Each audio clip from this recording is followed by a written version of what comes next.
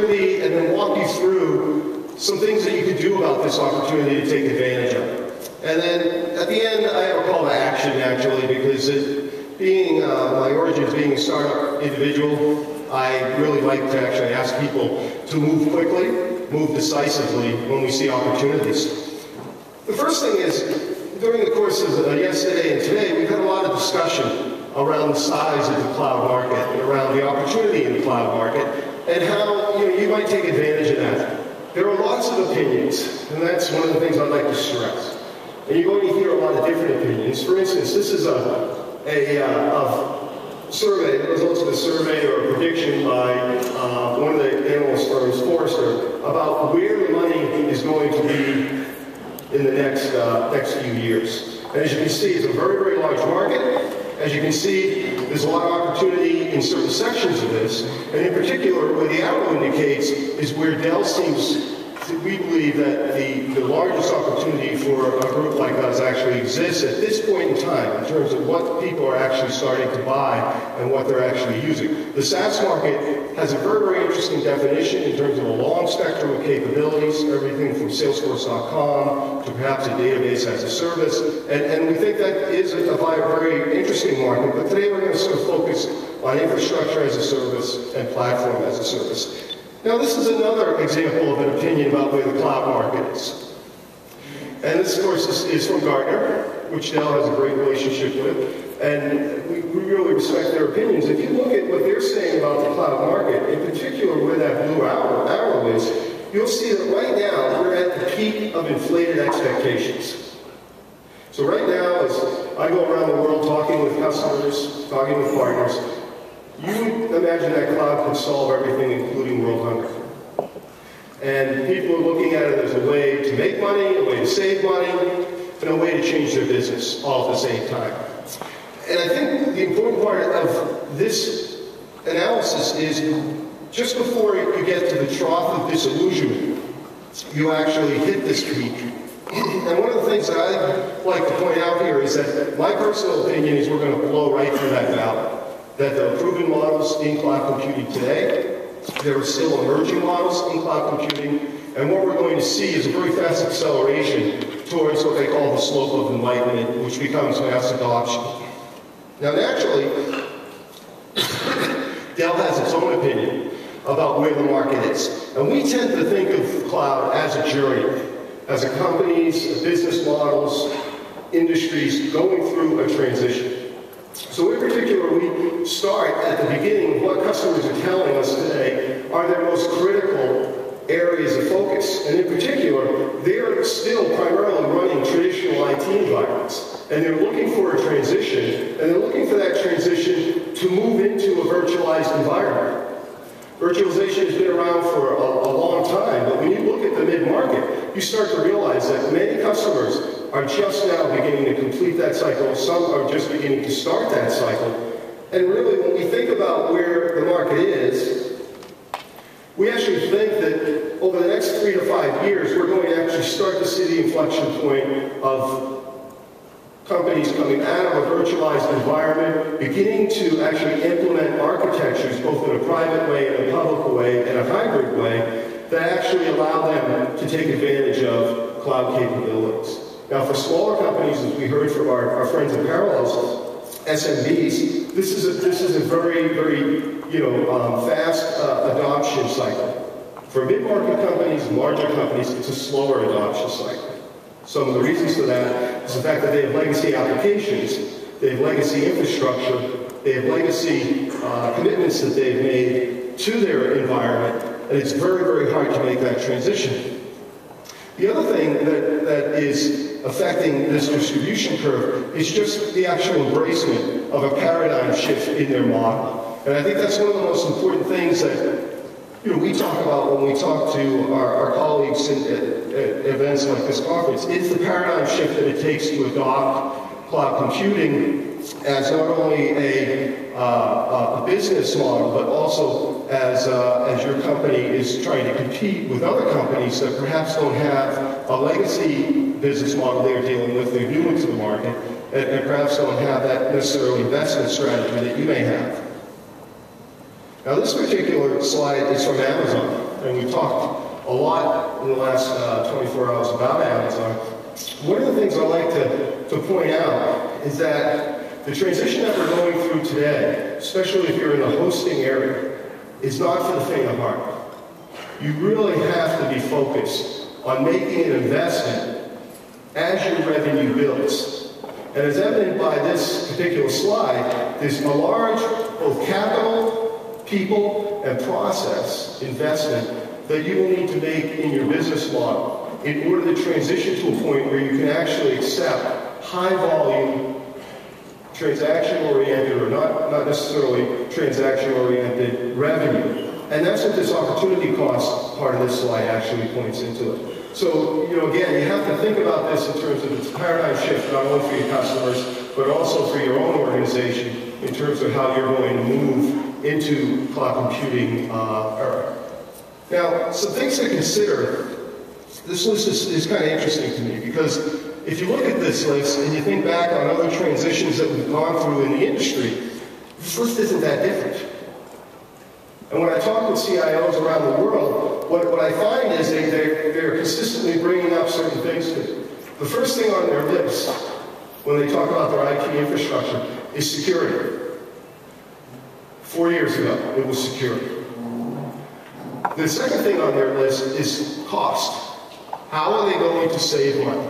More and more CIOs are being asked to transition from a role of being an expense to a role of actually contributing to the overall success of the company. The next thing that they're going to talk about is open source. Open source is seen as a very disruptive technology in most of the boardrooms around the world, and it's seen as an adoption curve that allows companies to change the way their IT spend is actually occurring. Instead of being locked into a proprietary technology, it allows them to actually expand that technology and actually move from what a traditional IT model might look like to a non-traditional IT model. And we're going to be talking a little bit about that. Now, the last thing that pops up that's on this slide that wouldn't have been there, say, 4 or 5 years ago is hybrid computing. And that's something that, again, a great deal of, I think, conversation is being spent on, a great deal of hype around hybrid computing, but in reality our experience is people are just beginning to understand how they're going to address it. In fact, Dell last year bought a company called Boomi that actually helps organizations to integrate on-premise and off-premise applications, which we think is one of the first stages that companies go through in terms of a hybrid computing model. Now, I mentioned open source. And during the introduction, I was referred to as a software guy. So again, a software guy in a hardware company, a company that's going through a very, very fast accelerated transition, driven by the CEO and founder of the company, and a company, by the way, that's over 25 years old. And I'm walking around the halls not only talking about software, but I'm also talking about open source. Why? Well, the reason is our customers are asking us, what should they do next? And when we sit down in our customer forums, we are very, very much about choice. So we listen very carefully. We actually bring our engineers into those forums to actually talk with our customers. And as we're listening to those customers, we're looking at the trends in terms of where their pain points are. And some of their pain points are, they're really saddled by licensing fees. In other words, when you do an analysis of a typical corporation and where they're spending their money, you'll find that a large percentage of their money is spent on just keeping the lights on in the organization. And those lights involve paying for infrastructure costs, hardware, telco, things like that, paying for software licenses, paying for people. That leaves a very small percentage available to actually do any type of innovation. So we hear a theme of freedom and mobility and innovation. And when they talk about innovation, it's not just innovation with technology, but it's innovation with their business model. How can they change fundamentally the way they're doing business? How can they change the way they actually integrate with a company like Dell to do things that are different and affect their business? And we're going to actually have a customer come up that's actually going to share with you the way that we're working differently. Now, in the end, open source is important because customers want it. And this is a survey, and by the way, all my surveys are done by other companies. In other words, this one comes from an independent company that did a survey, happens to be 451 Research. I like to look at other people's surveys and then validate it in my own mind through talking with my customers. Why did they decide to use? Over 70% said that they decided to use open source because of increased flexibility and lower cost. What benefit were they hoping to gain? Again, over 50%, almost 70% wanted to gain lower cost and they wanted to gain flexibility. Okay, so that's a trend of why they're actually dealing with open source. The next one is, hey, after you actually started to look at open source and started to implement it, did it meet your expectations? Well, again, high percentage here, 70 to 80%, said that they either met or exceeded their expectations in terms of cost savings. Very, very critical factor. Now, when you think about open source, naturally everybody thinks about Linux. But about a year and a half ago, chairman of the board of Rackspace drove up to Austin, Texas and met with Michael. Said to Michael, I have this software. I'm going to release it to the community. I've been running my hosting business on it. I'm going to release it to the community for free. Michael came away from that meeting very impressed, sent a note into my group, and said, hey, I don't know if they're absolutely crazy giving away their IP or they're onto something. Could you please check this out? Well, I got called to go check it out. I spent a couple of days down at Rackspace, realized they were actually serious about this. They actually knew what they were doing, and that they were going to move forward with it, and that Dell could actually help them, and actually help create a new initiative in the industry. NASA was a customer of ours, building out a high-scale, high-performance imaging capability to provide satellite images to the government and eventually to the public. They actually were talking to us about the same thing, about open sourcing their code, as part of the new CTO's vision of how the government should interact with industry. We put the two companies together, they started to talk. What was born out of that was more people got on board, like our friends at Canonical. More people got on board, and today you have an organization in the OpenStack open source community that's over, I think, about 140 companies strong. There's a couple of thousand developers on a daily basis that are contributing to code. Dell has been involved in this since the beginning, has actually written very, very unique code called Crowbar that we have on demo in our booth, and actually released that to open source. Now, if you get to work in the cloud, it's very complex. I mean, it's complex. As an old hardware guy where I used to build routers, it's complex just from that standpoint. Well, then you layer on software, and it becomes really complex. This is my view of the cloud taxonomy. When I first started talking cloud at Dell, this was my first project. It was just to get, this is 5 years ago when I first joined, it was to get the organizations around Dell to understand how complex a software stack is in a cloud environment.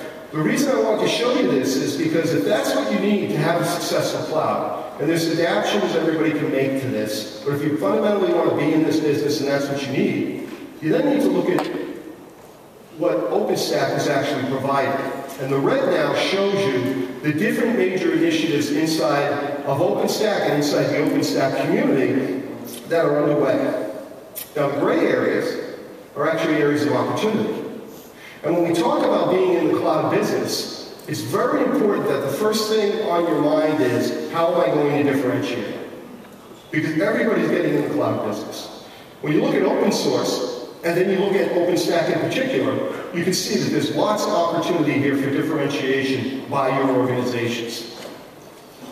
Now, when we think about where is market acceptance around open source, and in particular around an open source cloud OS like OpenStack, this is a survey, again done by an independent party that's a member of the community. 73% are considering an OpenStack deployment.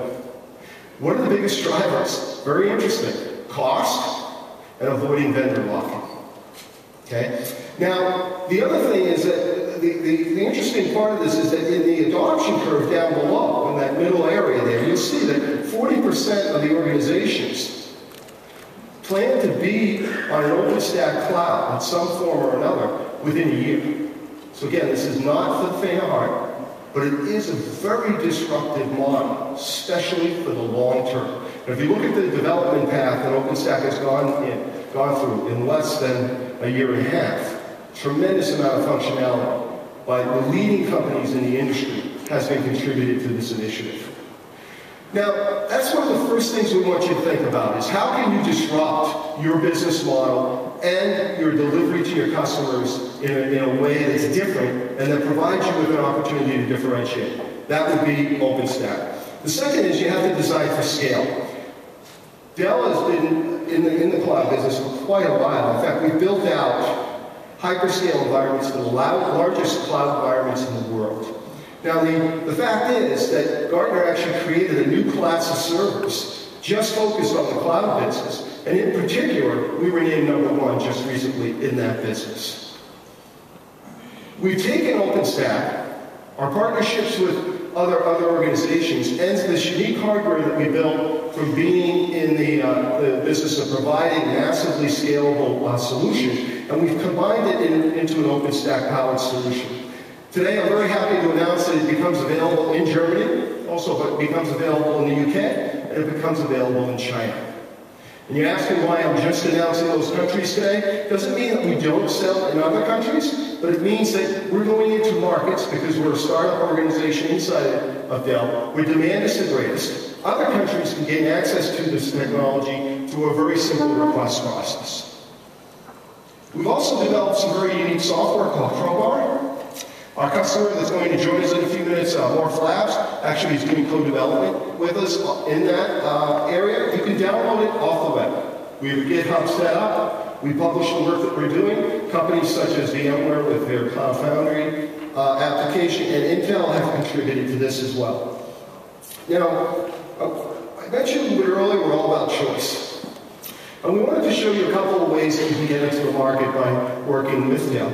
The first is a company called DreamHost. They're actually here. They're a hosting company. They have several data centers in the US. They're a customer of Dell. They're also a development partner of Dell.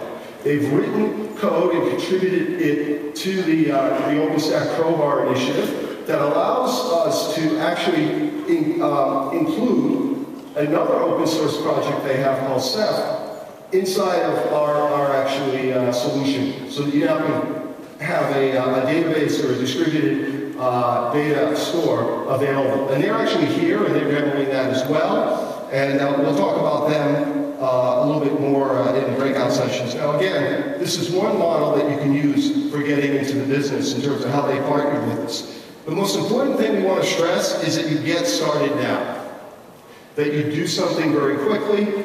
Our solution around OpenStack is designed with a very small footprint. It's actually, the reference architecture has a 6-node complement of a reference architecture with the networking layer as well. Average people are purchasing is around 20 nodes. Now, again, you have to think about getting into this business in terms of where the dollars are the customers are going to spend and where you want to make your investment. So again, what we think is important is a differentiated model for you. And you have to decide, based on your own business strategy, maturity of your business, and the DNA that you have, how you're going to take advantage of that. The next thing that we want to do is we want to actually have a customer of ours, Brecher, is going to come up. She's a senior VP of Business Solutions at a company called Morph Labs. She will actually talk to you about how they're partnering with Dell, and we're bringing accelerated cloud solutions into the market for you to take advantage of. And I'll be back in a little while. Thank you, John. All right.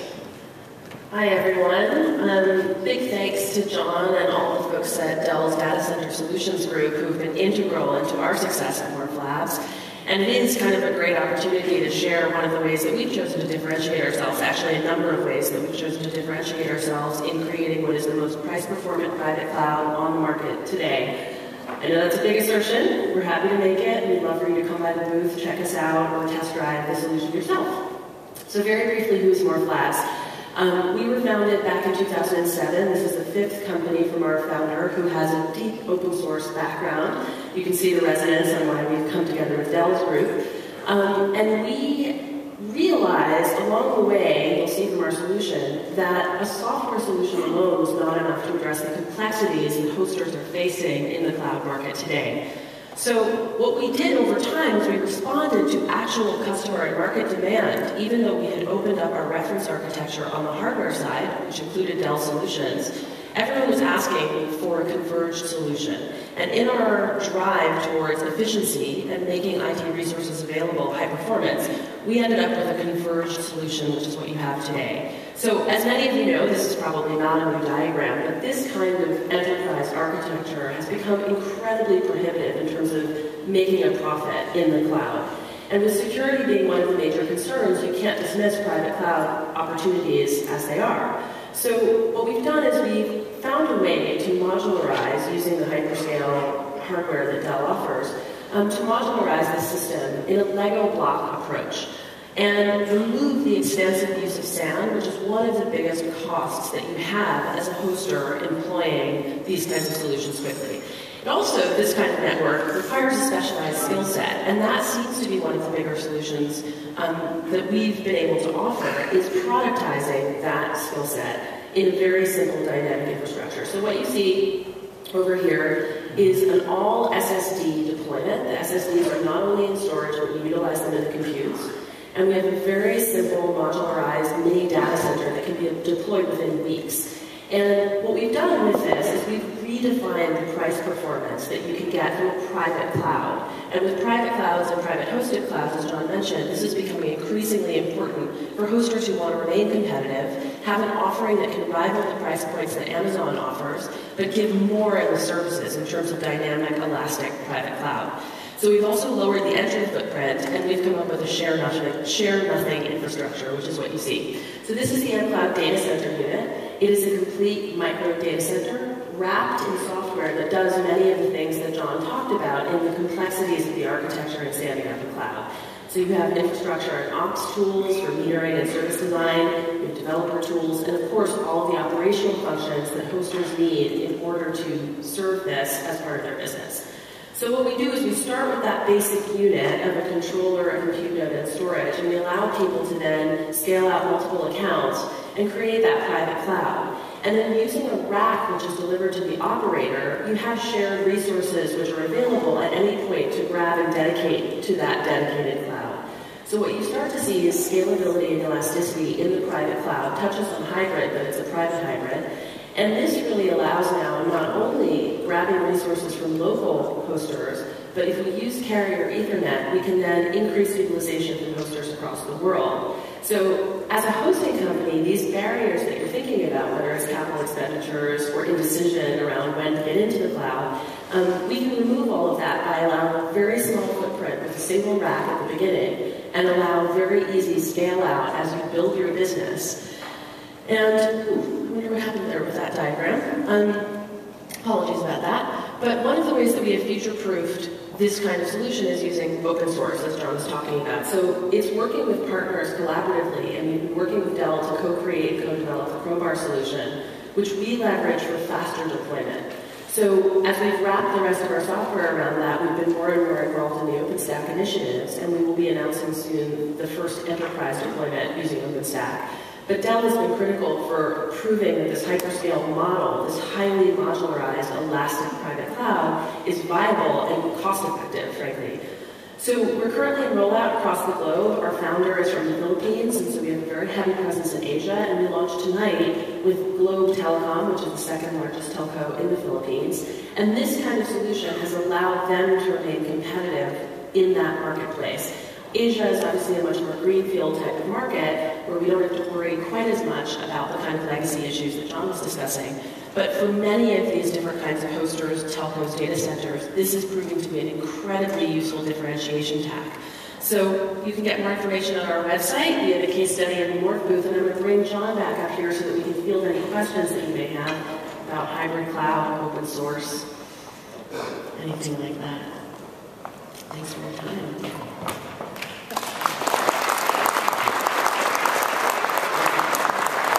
Thank you, Kaz. Thank you, John. Put me out there, I was through a day.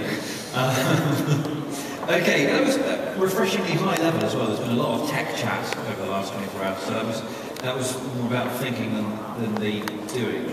Although I don't mean that in the way that's just connected to that. How on earth did you persuade a company like Dell to go open source? I mean, is this just a trend in the massive businesses now that they're looking into this?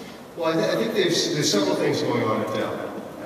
One of the things is that from the top of the organization, Michael is very committed to addressing customer choice and taking the company on a journey to a new model that will set us up for the next 25 years of our growth, which has been a rather exciting history. Part of that is innovation, and part of that was bringing innovation back into the company. So Michael actually set up a hardware organization called the Data Center Solutions Group about 4 years ago to actually innovate around our hardware solutions. They ended up building a business that today, if it was broken out from the company, it would actually be, I think, either the third or fourth largest provider of x86 platforms in the US area. So very, very fast, accelerating growth. Based on that success, in talking with our customers, we found out that those hyperscale attributes that we were building for the largest clouds around the world could actually be applicable to smaller companies. So we came up with the idea of the Power Edge C product line. But when we engaged with our customers, they actually wanted software. And that's where I came. I ran into the founder of that and the general manager at a meeting with Michael talking about the cloud. I said, hey guys, I'm a software guy. The cloud's all about software. About 6 months later, we wrote a business plan, went back in, got the business plan approved, and that's where this open source trend came from.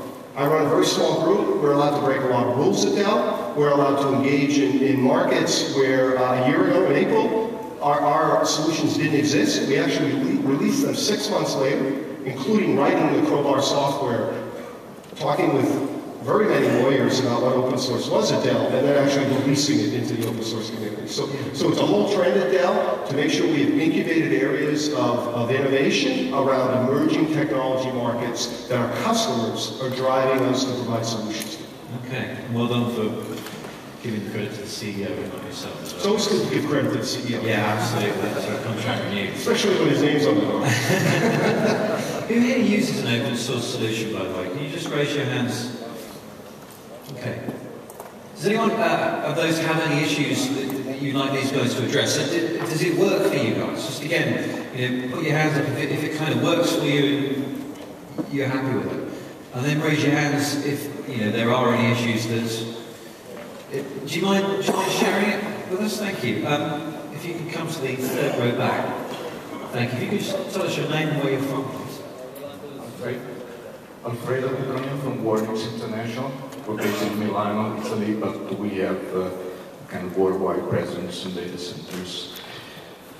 It's not really an issue of using open source. We based our company on open source. I'm very glad we did that, especially during this hard time to survive. I have a question about Dell in this whole issue. Are you trying to lock customer to Dell platform with your open source software? With our open source strategy? Yeah, vendor lock-in. That's evil with open source. It would be against everything that I find near and dear and valuable in my heart. So the answer is no, we're not trying to lock our customers in. What we are trying to do, and hopefully you saw that as part of our presentation today, we are trying to provide customer choice. So customers have come to us and said, we need an open source alternative Dell. How should we do that? We said, well, one way you can do it is come directly to Dell, come on down to our booth, we'll show you our solution.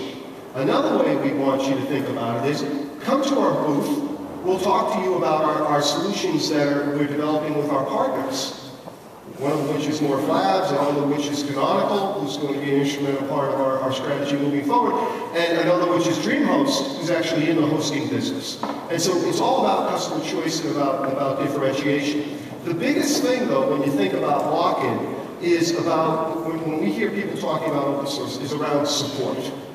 And one of the things that we are committed to is that Dell will provide you that one phone call. So even though we're going into the market with a partner-based strategy or a Dell-only based strategy, you still dial the Dell number and get a Dell person, and we're taking ownership for your success in that matter. Because I suppose that is, as you say, one of the fears of open source possibly then is, I've written it down here, the lack of support, because it's not one big company that you can go to. Open source incorporated doesn't exist. That's correct. So you will see distributions that are just like you did with Linux, where you saw Red Hat step forward and they provided a distribution. You will see that occur actually in the OpenStack community as well, and you'll see partners at Dell that are engaged in those activities based on our customer needs. And that's one of the things I was going to say too, is as you know, cloud is much more than a software or hardware issue, it's a systems issue. And so it's not so much, we've chosen Dell because we actually think the hardware allows the system to work optimally for price performance. So it's not a lock-in, it's an issue of picking the best pieces, and part of that is using OpenStack or using the right switch, that kind of solution. And that then, combined with the global support for us anyways, that means that we can scale incredibly quickly. I saw a few more hands raised. Would anyone like to put their hand up again and raise another question? We've got one right at the back.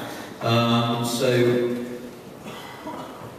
on row from the back, thank you. Your name and where you're from, please. My name is Carl. I'm a student at the University of Applied Sciences in Utrecht in the Netherlands. I've got two questions for you.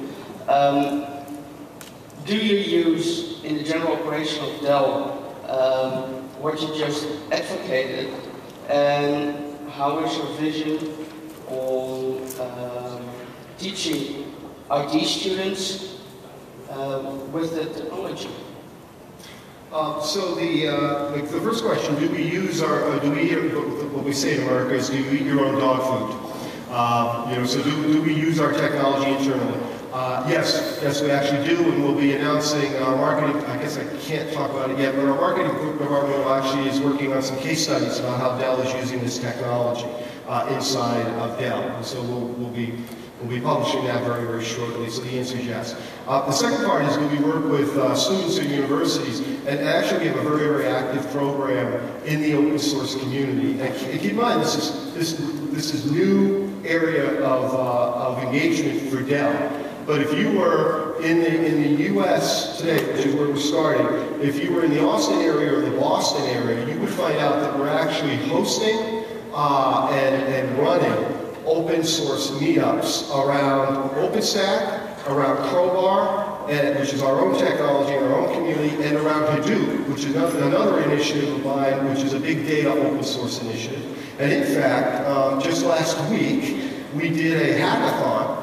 Never before done at Dell. In fact, most people didn't even know what the word was until they saw it on the internet.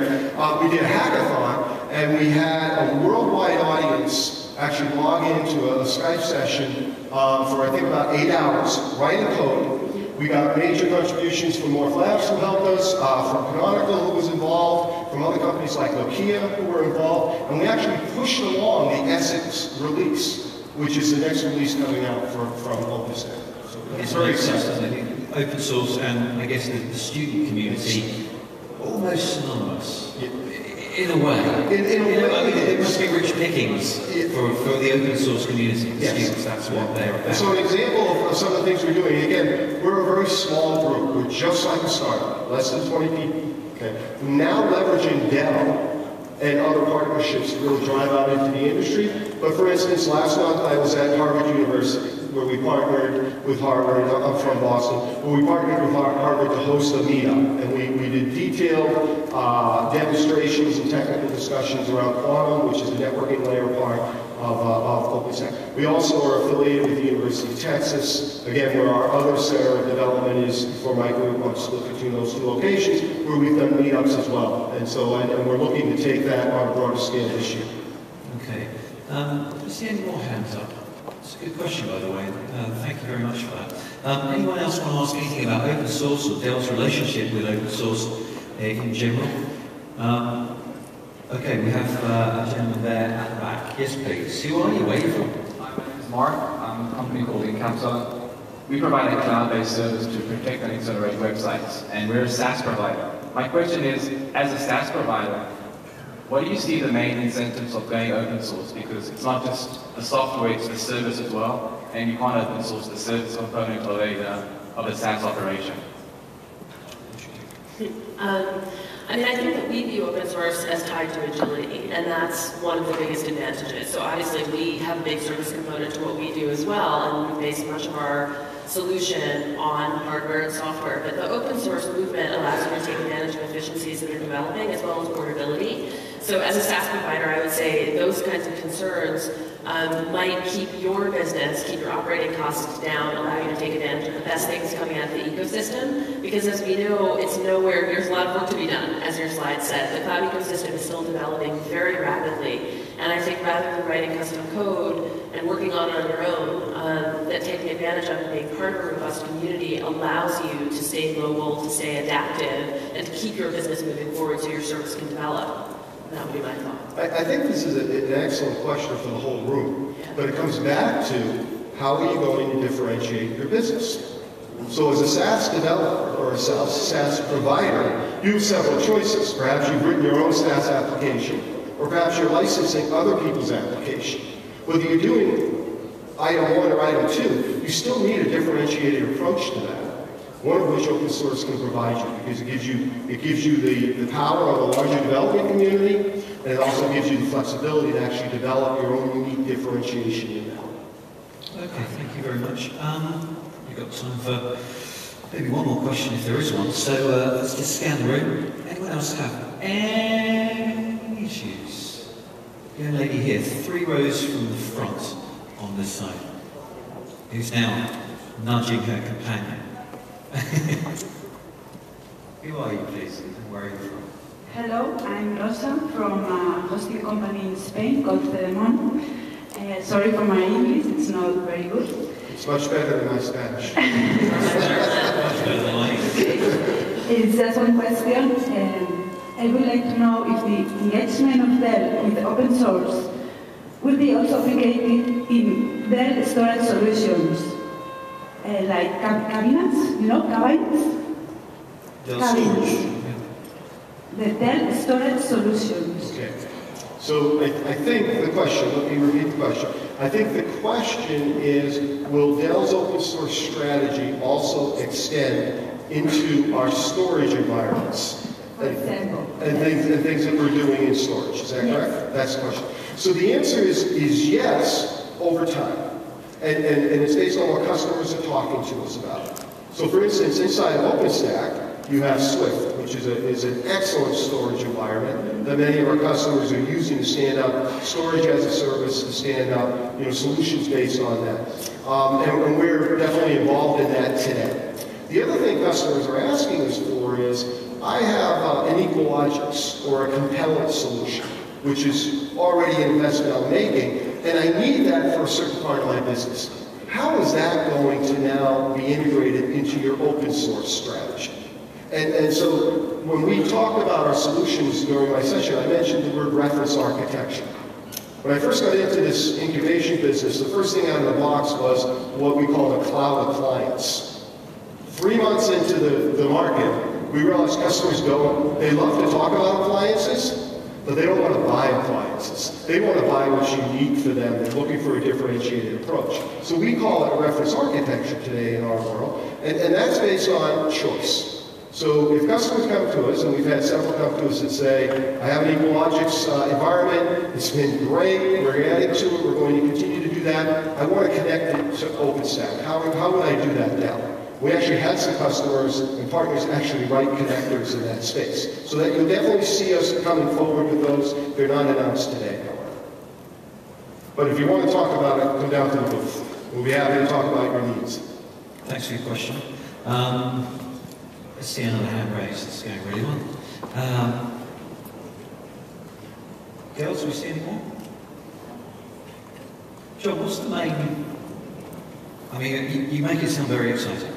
It is very exciting. You're obviously very excited by it. The industry is at a strategic inflection point, and it's about the 4th one that I've seen, because I've been around for a while. I'm trying to dye my hair, but, I've been around for a while, and this is one of the most exciting that I've seen. So what stops people? We talked about possibly the lack of support, although you knocked that one down. What are the main obstacles to getting into the sophisticated cloud solutions and open source in general? What worries people and what stops people from getting into that? So the biggest reason I see, the biggest obstacle I see is executive indecision, both in customers and in partners, etc. Okay, it's you can allow a movement into an open source area to be really bottlenecked by your techies. My roots are in technology, so I'm a former techie, though they won't let me in the lab as much anymore. But here's the thing. The techies will take open source, they'll take it into your lab. We have folks do that in our environment. They'll analyze it, they'll write scripts, they'll write code, and next thing you know, it'll be a year, and you won't have anything in production. Right? And that will be driven by executive indecision, in my opinion. The executives of the company have to drive a vision of differentiation and disruptive business model behavior, and they have to force the decisions to be made along a timeline. And that indecision comes from what? A fear of change, the uprooting of everything that they know, pressure from who they're working with at the moment? It comes from all of those above. It also comes from, I think, a lack of focus. If you're focused on, sometimes if you're focused on running your day-to-day business and doing what you think is right for your business, you may not be listening as much to your customers and to what your customers are saying. And if you fall into that trap, then you're not going to have a vision that's a few years ahead of your senior technical advisors as a business person. So I think that's a very important trend to look for. Okay. Let's see. Anyone else got any pressing issues? Otherwise, we will release these guys. And you get first dibs at lunch if you're lucky. Okay, I think they're a satisfied bunch, and we actually have more people coming in now as well. That's good. Would you please then thank Kaz and John and Dell? Thank you very much for your time.